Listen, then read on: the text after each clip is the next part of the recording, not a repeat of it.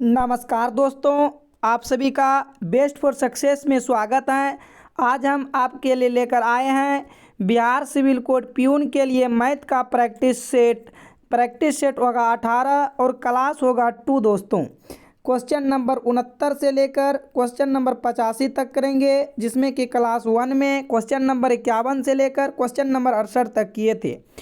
आइए दोस्तों, session start करते हैं। सेशन स्टार्ट करने से पहले आपको मैं बता दूं, 7 AM पर हिंदी की class Bihar civil code peon के लिए, 9 AM पर मैथ की class chapter wise chapter geometry चल रहा है बिहार सिविल कोड प्यून के लिए। और ये जो क्लास आप अभी देख रहे हो, ये 2 बजे दोपहर के पर डे लाइव चलता है। और साथियों, मैं बता दूं, यदि अभी तक आप टेलीग्राम चैनल से नहीं ज्वाइन किए हैं तो जाना है टेलीग्राम चैनल पर और सर्च करना है बेस्ट फॉर सक्सेस। तो वहाँ से आप टेलीग्राम चैनल ज्वाइन कर लीजिए, क्योंकि जितने भी PDF होते हैं वहाँ आपको प्रोवाइड किया जा रहा है और उस PDF के थ्रू आप सॉल्यूशन कर सकते हैं। आइए पहला क्वेश्चन देखते हैं। निम्न समीकरण को हल करें, बताना है इनका जो मान होगा क्या सही होगा।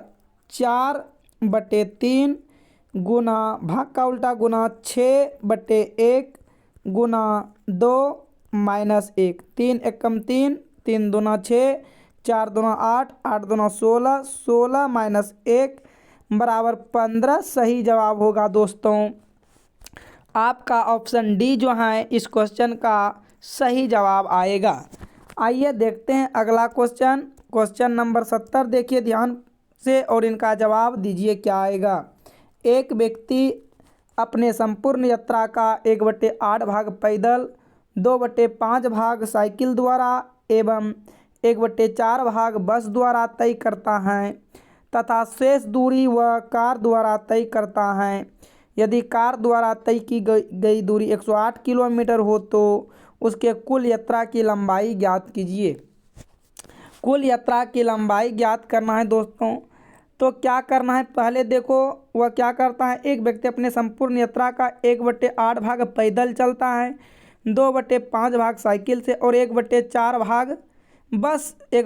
भाग बस द्वारा तय करता है। शेष दूरी तय करता है 108। तो सबसे पहले आप यहाँ पर देखो कि उसने टोटल दूरी चला कितना, 1/8 सभी का क्या करेंगे, LCM ले लेंगे तो पता चल जाएगा कि उसने टोटल दूरी कितना चल रहा है। तो 8, 5, 4 का LCM आ जाएगा 40, 8, 5, 4 का LCM आ जाएगा 40, 8 पंचे 40, 5 अट्ठे 40, 8 दूना 16 हो जाएगा दोस्तों। ये 4 ढंग 40 हो जाएगा।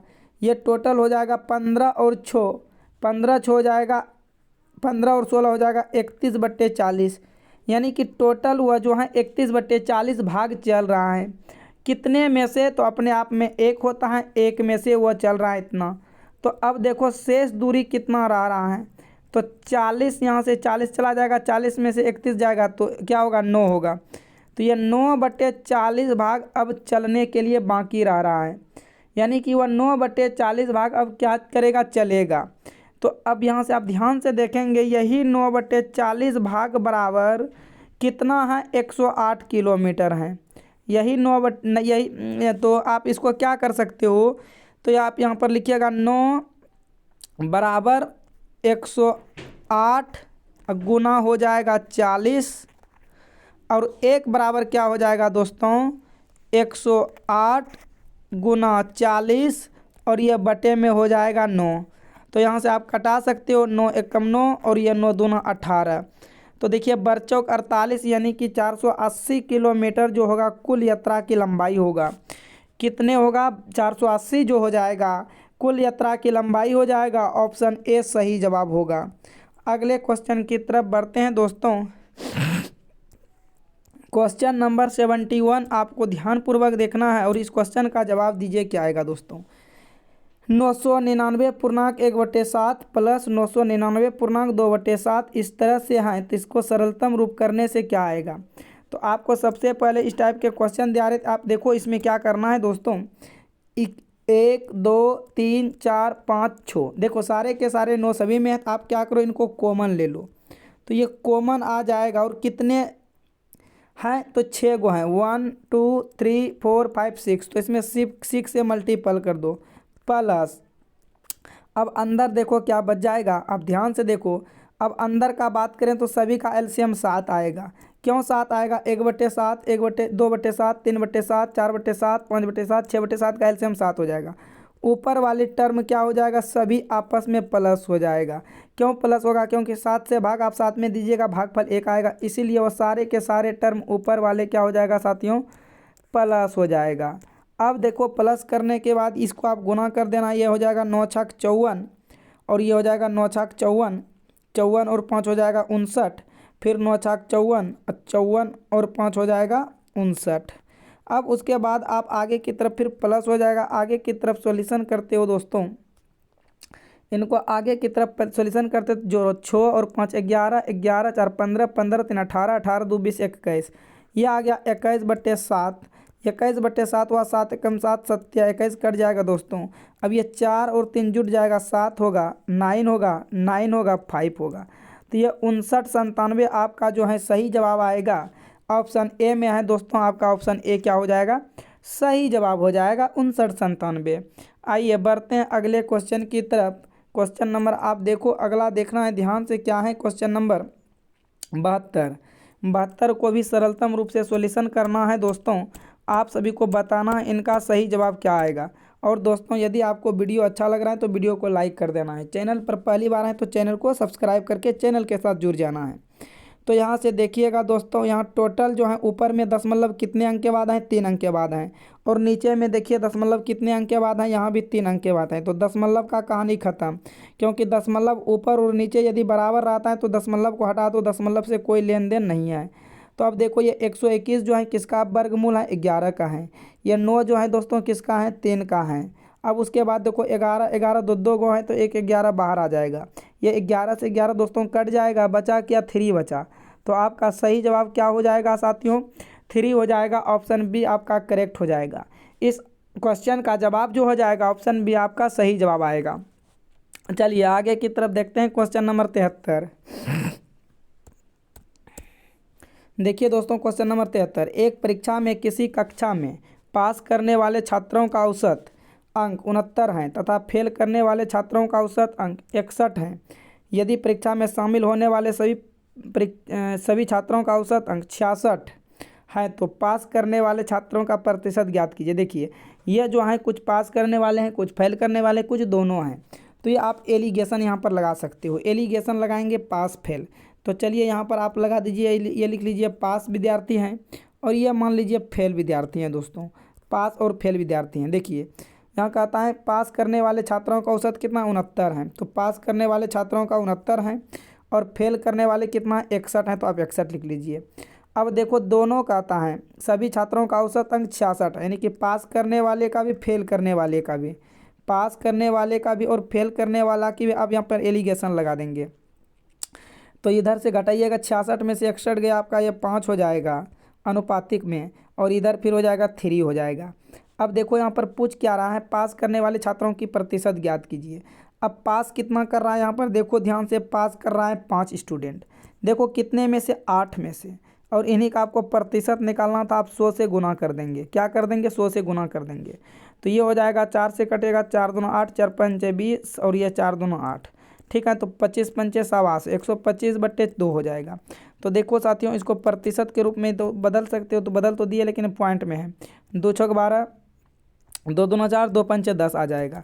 यानी कि आपका सही जवाब जो हो जाएगा 62.5% होगा दोस्तों। ऑप्शन सी क्या हो जाएगा? सही जवाब हो जाएगा। ऑप्शन सी इस क्वेश्चन का सही जवाब होगा। आइए देखते हैं अगले क्वेश्चन की तरफ। क्वेश्चन नंबर देखिए दोस्तों 74। क्वेश्चन नंबर आप सभी को बताना है 74 का सही जवाब क्या आएगा। 21 आंकड़ों का औसत 36 हैं, जिसमें से पहले 12 आंकड़ों का औसत 15, शेष 9 आंकड़ों का औसत हैं। आपको बताना है क्या होगा। देखिए 21 आंकड़ों का औसत 36 है दोस्तों, फिर 12 आंकड़ों का औसत कितना है? 12 आंकड़ों का औसत कितना है? 15 है। तो आप क्या करेंगे? योग निकालेंगे तो 21 गुना 36 करेंगे। 21 गुना 36 जब करेंगे तो आपका आ जाएगा 756। क्या आएगा साथियों? 756 आएगा। जब आप 21 गुना 56 करते हो तो ये आ जाता है 756। अब उसके बाद फिर क्या कहता है, अब ध्यानपूर्वक देखेंगे। चलिए हम बताते हैं आपको अच्छा से, देखिए यहाँ समझिए।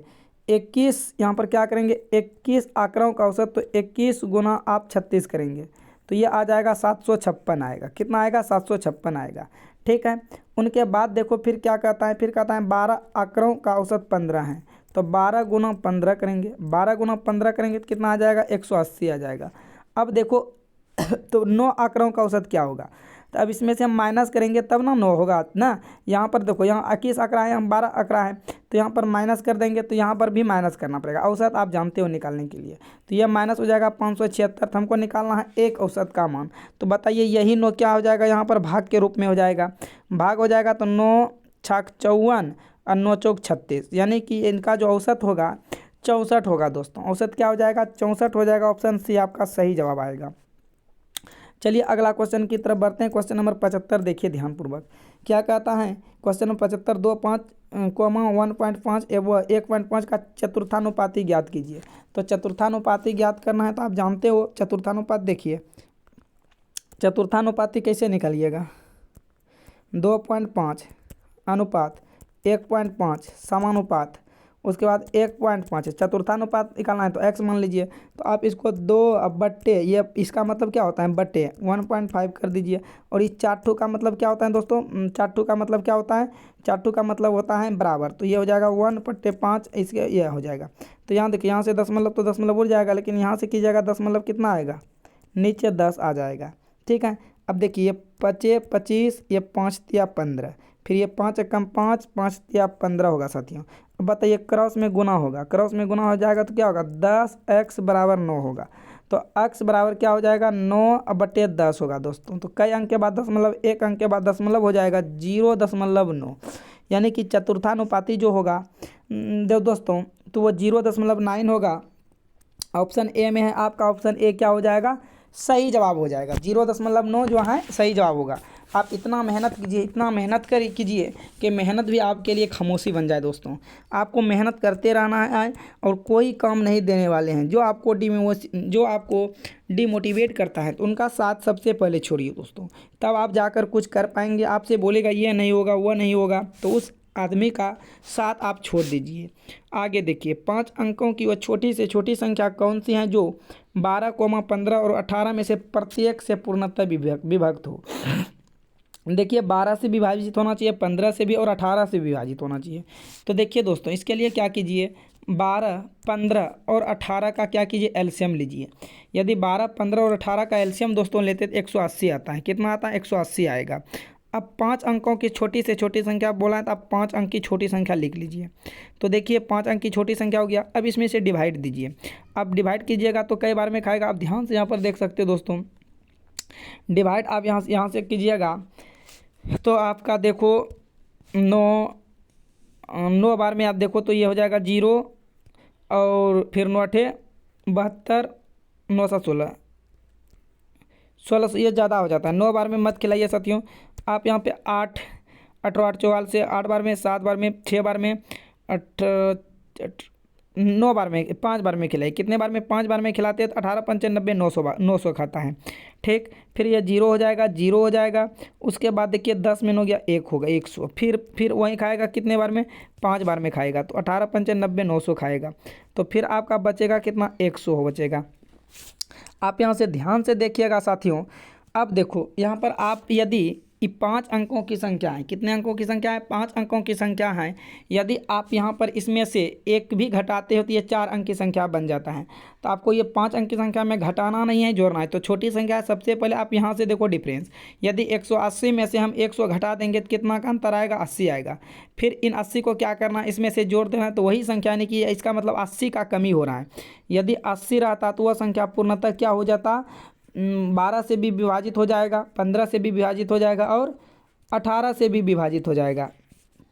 तो आपका सही जवाब क्या हो जाएगा दोस्तों, आपका सही जवाब जो हो जाएगा यहाँ पर ऑप्शन डी जो है सही जवाब हो जाएगा इस क्वेश्चन का। आप इस तरह से क्वेश्चन को बरताना है। यदि बड़ी संख्या पूछता है तो डायरेक्ट यहाँ से यहाँ क्या करते हैं, अंतर कर देते हैं दोस्तों। चलिए बढ़ते हैं आगे की तरफ। अगला क्वेश्चन आप ध्यान से देखिएगा और इन क्वेश्चन का जवाब देने का प्रयास कीजिएगा दोस्तों। दो क्रमिक सम संख्या, देखिए क्या कहता है दोस्तों, दो क्रमिक सम संख्याओं का गुणनफल 9408 है, दोनों में से बड़ी संख्या कौन सी है। आपको बताना है दो क्रमिक सम संख्या का गुणनफल जो है इतना है। तो आप बताइए, दो आप ऑप्शन से बनेगा। आप देखिए इसको 96 और गुना 96 गुना 98 कीजिए, तो देखिए तो 9408 आ रहा है, तो छोटे 48 हो जाएगा। ऑप्शन से बनेगा ये क्वेश्चन, सब ऑप्शन को इस तरह फिर 96 98 फिर इसको चेक करना। अकर्मिक कर्मिक मतलब सम संख्या लगातार होना चाहिए, ठीक है। तो ये लगातार तो 96 98 ही हो सकता है, इसी में तो कोई होगा, आप विदाउट ऑप्शन से मत जाइए, ठीक है। 8 चाक 48 होगा, 4 रहा, 9 72 4 76 हो गया। फिर अब देखिए इसको यानी कि 9408 होना चाहिए, तब बड़ी संख्या का पता चलेगा ना। फिर देखिए फिर हो जाएगा अब क्या कहते हैं, 9 छक 54 हो जाएगा, 5 रहा, और 9 9 81 81 5 86 होगा। बताइए 8 होगा, 6 4 10 होगा, 7 6 13 14 8 1 9। देखो 9408 आ गया, किन दोनों ऑप्शन को गुना करने के बाद 98 96 और 98, तो बड़ी संख्या पूछ रहे हैं। बताइए 96 बड़ा कि 98 बड़ा, तो इसमें बड़ी संख्या पूछ रहा है, तो आपका 98 हो जाएगा सही जवाब। क्या हो जाएगा साथियों, 98 हो जाएगा आपका, इसमें से सही जवाब हो जाएगा। आइए अगले क्वेश्चन देखते हैं, क्वेश्चन नंबर 78 आपका ग्राफ से क्वेश्चन है, और इस क्वेश्चन को ध्यानपूर्वक जवाब दीजिएगा साथियों। चलिए अब आपको दिख रहा है, आपको ये क्वेश्चन दिख रहा है, तो आपसे भी बताना है क्या होगा सही जवाब। निम्न पाई चार्ट में दर्शाए अनुसार गुप्ता परिवार अपनी मासिक आय को विभिन्न मदों पर खर्च करता है। खाद्य आदि पर व्यय को निरूपित करने वाले क्षेत्र का केंद्रीय कोण कितना है। आपको बताना है केंद्रीय कोण कितना है, किसका बताना है, खाद्य आदि का केंद्रीय कोण। खाद्य आदि देखो यहाँ पर दिया गया है दोस्तों, ये खाद्य आदि क्या दिया है, ये खाद्य आदि पर व्यय के निरूपित करने वाला। तो खाद्य आदि कहाँ पर, देखो ये खाद्य आदि रहा, तो खाद्य आदि कितना है, 20% है। बोलो 20% है, 20% है, खाद्य आदि क्या है, 20% है। तो खाद्य आदि हो गया 20%। बोलो प्रतिशत का मतलब क्या आएगा, प्रतिशत का मतलब 100। और टोटल कितने डिग्री का, देखिए अब टोटल वृत्त का बात करें तो ये टोटल वृत्त कितने डिग्री का होगा, 360 डिग्री का होगा। कितने डिग्री का होगा, 360 डिग्री, आप सभी जानते हो। तो ये 2 जीरो से 2 जीरो कट जाएगा, और ये 36 दूना 72 हो जाएगा, यानी कि 72 डिग्री का होगा। क्या होगा, केंद्रीय कोण जो होगा दोस्तों 72 डिग्री का होगा। ऑप्शन बी क्या हो जाएगा, सही जवाब आएगा। ऑप्शन बी क्या हो जाएगा, सही जवाब आएगा। आइए देखते हैं क्वेश्चन नंबर अगला। क्वेश्चन नंबर देखिए 79 क्या कहते हैं। 79 में देखिए 50 किलोमीटर प्रति घंटा की नियत चाल से चलती हुई कोई कार किसी निश्चित दूरी को 3 घंटे में तय करती है। यदि चाल केवल 40 किलोमीटर प्रति घंटा हो तो इस समान दूरी को तय करने में कितना अधिक समय लगेगा। अब बताइए, ये क्वेश्चन आपसे नहीं बनेगा, आराम से बन जाएगा। आप सबसे पहले देखिए यहाँ पर ध्यान देंगे, इस क्वेश्चन में क्या कहता है, 50 किलोमीटर प्रति घंटा की चाल से जाता है तो निश्चित दूरी को 3 घंटे में क्या कर लेता है, तय करता है। तो आप पहले यहाँ से डिस्टेंस निकाल लीजिए, तो दूरी बराबर होगा 4 गुना समय, तो यहाँ पर 5 या 15 हो जाएगा, यानी कि 150 किलोमीटर क्या होगा, 150 किलोमीटर प्रति घंटा दूरी होगा। अब फिर क्या कहता है, केवल चाल, यदि केवल चाल 40 किलोमीटर प्रति घंटा हो तो आपको फिर यहाँ पर समय बताना। तो टाइम बराबर क्या होता है, टाइम बराबर बताइए दूरी बटे चाल। तो आपका दूरी कितना है, आपका दूरी 150 किलोमीटर है, और चाल कितना है, 40 किलोमीटर प्रति घंटा। तो ये 0 से 0 कट जाएगा, 0 से 0 क्या हो जाएगा, कट जाएगा। अब घंटा है तो 4 या 12, आप यहाँ से ऐसे भी कर सकते हो। देखो आप सिंपल तरीका से भी दूरी बराबर, आप देखो आप सिंपल तरीका से दूरी बराबर निकाल सकते हो। देखो 50 गुना 3, ये आपका क्या हो जाएगा, दूरी हो जाएगा 1 मिनट। ये आपका हो जाएगा दूरी, क्या हो जाएगा, दूरी। अब देखो इसी चाल को चलेगा, चाल कितना होगा 40, तो T2 यानी कि टाइम आपको क्या करना है, निकालना है। आप यहाँ से सॉल्यूशन कर सकते हो, आपका सही जवाब आ जाएगा। तो वहाँ भी सही आया था 3, देखो कितना आया था 3 सही, 3/4 आया था ना वहाँ पर, यानी कि कितना आया था 15/4 आया था। तो 4 तिया 12, 3/4। तो ये इसको भी सॉल्यूशन कीजिएगा तो यही आएगा। ये क्या हो गया, ये घंटा हो गया। लेकिन अब देखो पहले समय, अब यहाँ से आपको ध्यान से रखना, अब क्या करेंगे 3 माइनस 3/4 में से 3 को क्या करेंगे, घटाएंगे, क्योंकि पहले वाला टाइम को घटा देंगे तो क्या आ जाएगा 3/4। अब बोलो ये 3/4 घंटा है, आप इनको मिनट बनाने के लिए 60 से क्या करेंगे, भाग देंगे, सॉरी गुना करेंगे। तो 15 कम 15, 15 चौकी 60, यानी कि 45 मिनट में वो दूरी को तय करेगा। क्या कर लेगा, 45 मिनट में वो दूरी तय करेगा। ऑप्शन ए आपका सही जवाब हो जाएगा। ऑप्शन ए जो है दोस्तों आपका सही जवाब हो जाएगा इस क्वेश्चन का।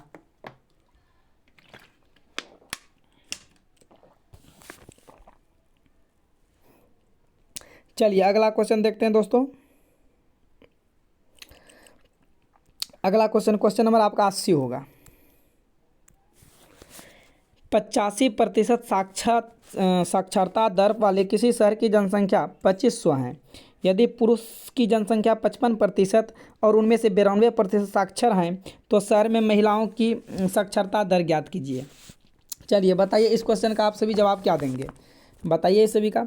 देखिए कुल साक्षर का बात करें तो 2500 जो है क्या है, देखो 85% साक्षर हैं, तो बताइए 2500 में 85% साक्षर हैं, तो आप देखिए कितना साक्षर है। इसको हम इधर से बनाते हैं ताकि आपका जगह बचेगा।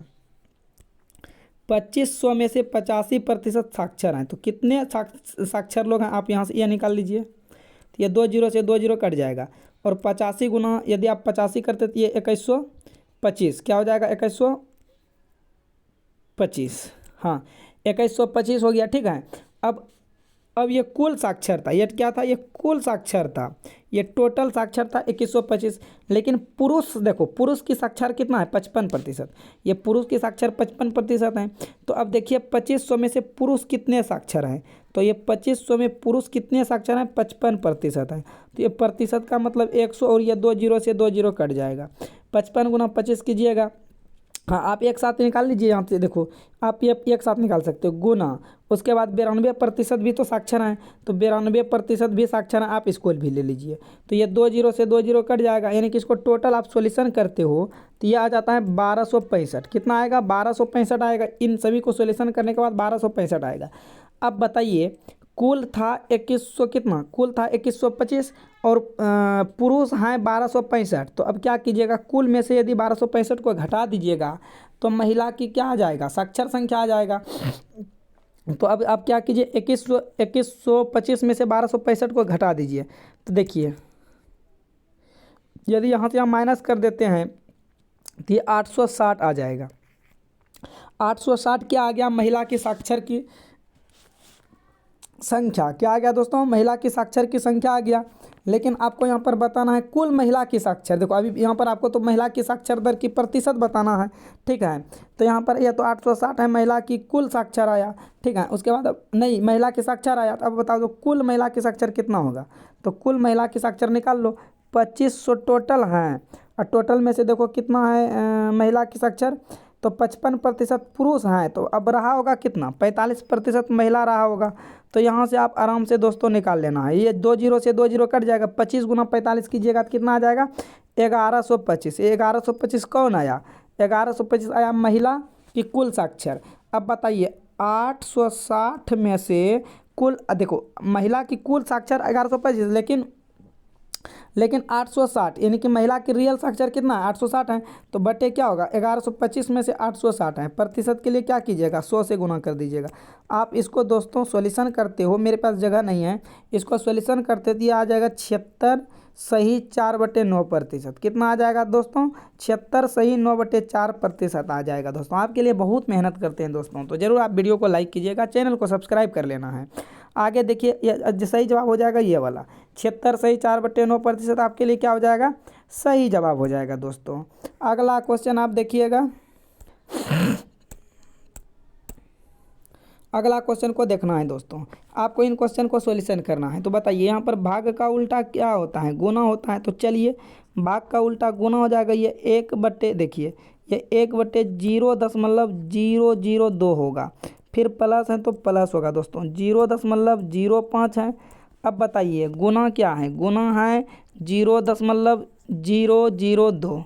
फिर बताइए भाग का उल्टा क्या होगा, गुना हो जाएगा। भाग का उल्टा क्या होगा, गुना, 0.0004 हो जाएगा दोस्तों, ठीक है। अब यहाँ पर आप देखो, यहाँ पर आप कितने जीरो दीजिएगा ऊपर में कि देखिए नीचे में, यहाँ पर देखिए नीचे में वो देखिए ऊपर 1 2 3 4 दशमलव के बाद नीचे में कितने अंक हैं, 4 अंक हैं। ऊपर में टोटल दशमलव के बाद कितने अंक हैं, 2 यहाँ है 3 2 5, तो 1 जीरो और यहाँ पर दीजिएगा तो क्या हो जाएगा, बराबर हो जाएगा। तो दशमलव यहाँ से हट जाएगा, क्या हो जाएगा, दशमलव हट गया। ठीक है, उसी प्रकार देखिए यहाँ पर 1 जीरो आएगा ऊपर में, तब जाकर ये बराबर हो गया, दशमलव अब हट जाएगा। ठीक है दोस्तों, अब आगे आप सॉल्यूशन कीजिए। तो आप यहाँ देखो 5 एकम 5 और ये 5 अट्ठे 40 कट जाएगा, फिर 2 एकम 2, ये 2 चौक 8 कट जाएगा दोस्तों। अब देखिए यहाँ से ये 2 एकम 2 और ये 2 दूना 4 कट जाएगा, और ये हो जाएगा 10 दूना 20, तो हो जाएगा 20 प्लस ऊपर में देखिए क्या बचा है, ऊपर में बचा है 1/4। अब इनको आप सॉल्यूशन करते हो तो ये हो जाएगा 20 प्लस 0.25, क्या हो जाएगा 0.25, 0.25 होगा ना, 4 दूना 8। नहीं तो आप ऐसे भी, नहीं तो आप इसको ऐसे भी दोस्तों कर सकते हैं। देखो कैसे हम बता रहे हैं, समझा रहे हैं। तो ये देखिए यहाँ पर एक एलसीएम लीजिएगा तो ये होगा 80 प्लस 1/4 हो जाएगा, तो ये हो जाएगा साथियों दोस्तों, ये हो जाएगा आपका देखिए 81/4 आएगा।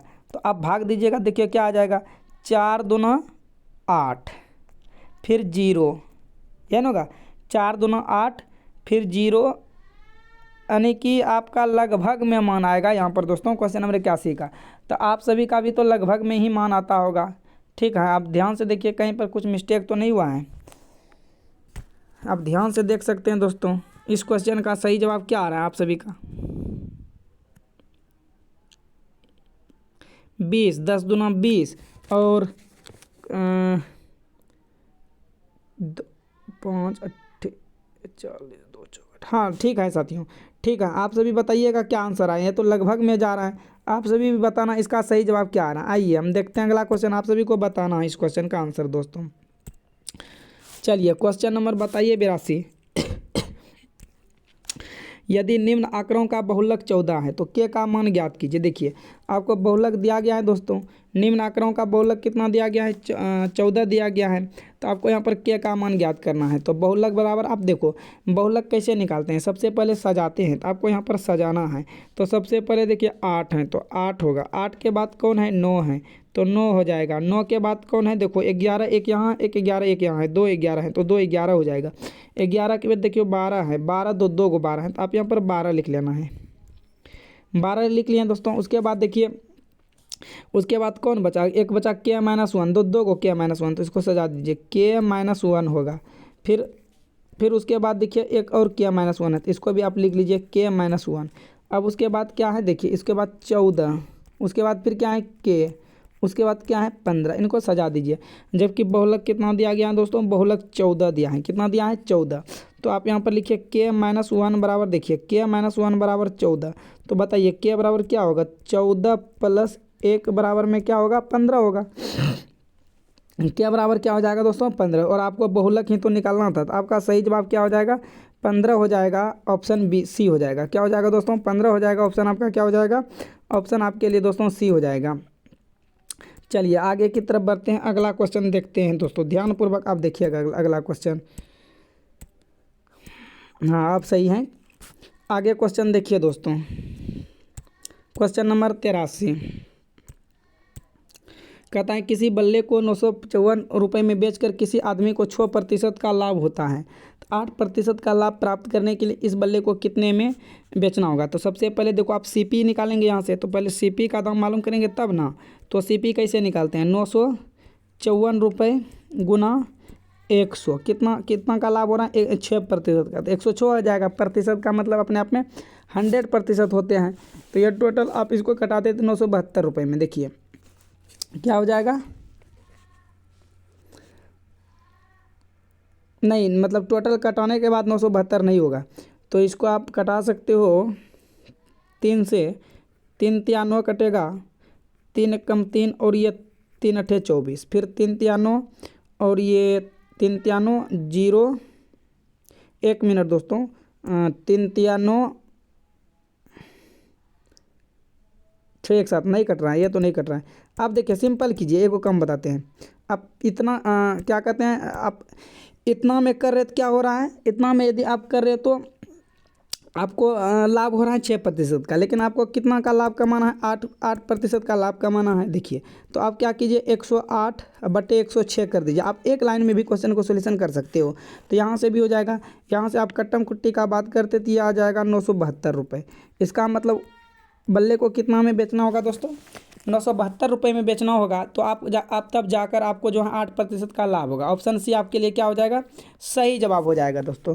चलिए आगे की तरफ बढ़ते हैं, क्वेश्चन नंबर आगे देखते हैं।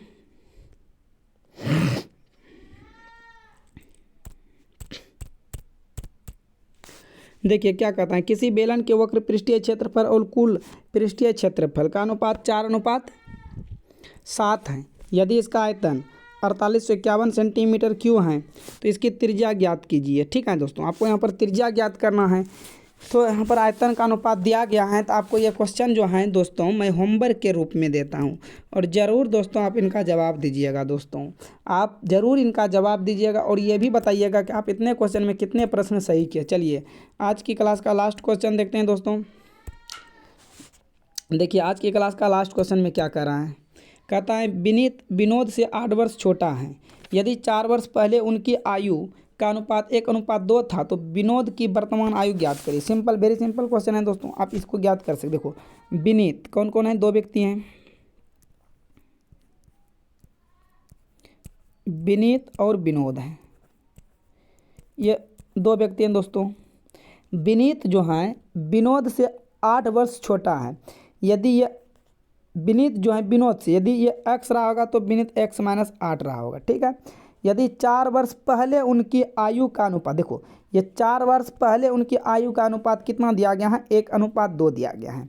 तो ये 4 वर्ष पहले का है, तो आप यहाँ पर क्या करो, x-8 + 4 बटे x+4 बराबर में क्या होगा, अनुपात है 1/2। तो यहाँ से आप आराम से इसको सोल्यूशन कर लीजिएगा। तो सोल्यूशन कीजिएगा तो x-4 बटे x+4 बराबर 1/2 हो जाएगा दोस्तों। इनको आप कीजिए x, देखिए 2x होगा, यह -8 बराबर हो जाएगा x प्लस में क्या होगा, 4 होगा। तो अब x वाले टर्म को इधर लाइए तो ये हो जाएगा x बराबर 12। क्या हो जाएगा, x बराबर 12। तो यहाँ पर पूछा है किसका आयु, तो विनोद का आयु पूछा है। किसका आयु पूछा है दोस्तों, विनोद का आयु पूछा है। तो अब विनोद का आयु आराम से आप बता सकते हो, कोई दिक्कत नहीं है। तो 4 वर्ष पहले उनकी आयु था, तो विनोद की आयु, देखिए विनोद का आयु क्या हो जाएगा, ये विनोद की आयु कितना है, देखिए 2x है, कितना है, 1 मिनट, विनोद का आयु कहाँ से निकलेगा, हाँ आ गया, विनोद का ही तो आयु निकालना, x का मान कहीं, 1 मिनट x का मान देखिए, जरा सोल्यूशन कीजिए। तो ये 4 और +8 सही तो आ रहा है, 12 आएगा। x का वैल्यू क्या आएगा, 12 आएगा। और यहाँ पर विनोद की वर्तमान आयु, विनोद की वर्तमान आयु का बात कर रहा है। तो विनोद की वर्तमान आयु क्या है, देखो विनोद की वर्तमान आयु 2x।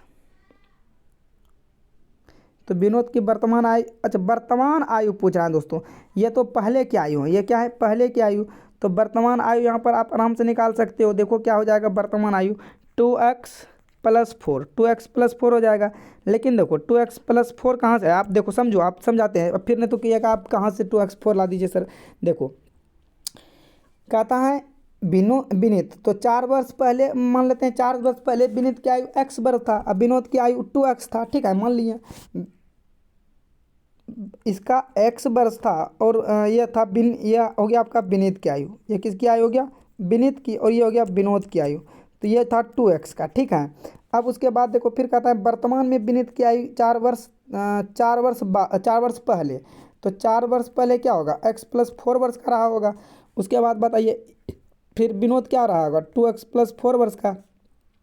अब इन्हीं को आप सॉल्यूशन करते हो तो पूरा आ जाएगा, ये 2x + 4 - x + 4 = क्या हो जाएगा, 8 वर्ष छोटा है। कितना है, 8 वर्ष छोटा। आप इनको सॉल्यूशन करते हो तो 8 आ जाएगा। यहाँ पर पूछा है किसका, विनोद का। तो विनोद का आयु देखो नीचे वाला है, क्या है, 2x + 4। तो ये हो जाएगा, यहाँ पर रखिएगा 8 दूना 16 प्लस क्या होगा दोस्तों, ये हो जाएगा 4। तो और 16 4 20 हो जाएगा, यानी कि उनका आयु जो 20 वर्ष का होगा, ऑप्शन ए क्या हो जाएगा, सही जवाब होगा। तो आज की क्लास को दोस्तों यहीं समाप्त करते हैं। आप तैयारी कीजिए, मेहनत कीजिए मन से। All the best.